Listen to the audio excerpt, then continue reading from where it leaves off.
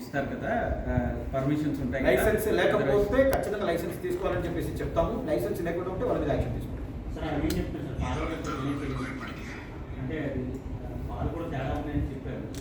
పాలు కూడా అతనికి ఏమో అనుమానం రాలేదు. అతనికి అనుమానం రాలేదు, ఎందుకంటే అతను తాగడం కానీ తినడం కానీ చేయలేదు కదా. సో అతనికి అనుమానం రాలేదు. అతను 5 o'clock డైలీ వెళ్ళి సప్లై స్టార్ట్ చేస్తాడు. 4 గంటలకి స్టార్ట్ చేస్తాడు విలేజ్ నుంచి. రాజమండ్రి సిటీకి 5 గంటలకు వచ్చేసి 5 గంటల నుంచి 9-10 గంటల దాకా సప్లై చేస్తూ ఉంటారు. సో ఆ రకంగా సప్లై చేసుకుని వెళ్ళిపోయాడు. మళ్ళీ అతనికి కాల్ వచ్చింది ఈవినింగ్ దాకా అందరికీ తెలియట్లేదు. సో ఈవినింగ్ వచ్చేసి వాళ్ళందరికీ తెలిసింది. కొంతమందికి నెక్స్ట్ డే మార్నింగ్ పెరుగు ఇవన్నీ పెట్టుకున్న తర్వాతనే తెలిసింది. సో ఆ తేడా రావడం వల్ల అతనికి అందరికి ఫోన్ చేస్తూ ఉంటే ఆ రోజు ఈవినింగ్ తెలిసింది. అప్పుడు అతను మొత్తం చెక్ చేస్తాడు. ఆ కెమికల్ ఎలాంటి ఎఫెక్ట్ అవుతుంది అతను తెలిసే చేశాడు తెలియదు. ఇప్పటికీ ఫీడ్ అయితే మనకున్న ఎంక్వైరీ ప్రకారం వస్తే అతనికి తెలియదు అంటున్నాడు. కానీ detail investigation sir life stock ఇచ్చిన ఫీడ్ కానీ పౌడర్ కానీ అది కూడా టెస్ట్ చేస్తున్నామండి. అది కూడా అనిమల్ హస్బెండరీ డిపార్ట్మెంట్ సెపరేట్గా టెస్ట్ చేస్తుంది.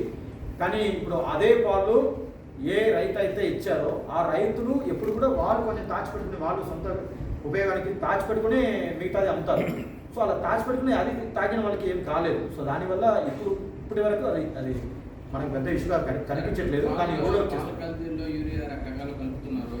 యూరియా కూడా మేము నిన్న టెస్ట్ చేసాము. మా ఎక్స్పర్ట్స్ చెప్పేది ఏమంటే యూరియా కలపడం వల్ల ఇలాంటి అన్యూరియా సిచ్యువేషన్ రాదు.